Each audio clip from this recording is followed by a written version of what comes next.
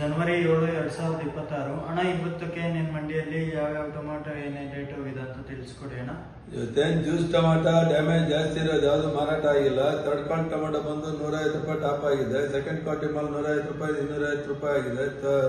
Fine quality mall 250 ರೂಪಾಯಿ 350 400 ರೂಪಾಯಿ top on top ಅಂದ್ರೆ ಕಲರ್ ಶೈನಿಂಗ್ ಇರೋದು 400 ರೂಪಾಯಿ ಟಾಪ್ ಆಗಿದೆ.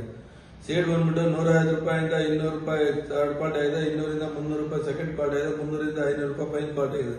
ಟಾಪ್ ಆನ್ ಟಾಪ್ 500 ರೂಪಾಯಿ ಆಗಿದೆ. ಪೈಸಾ 305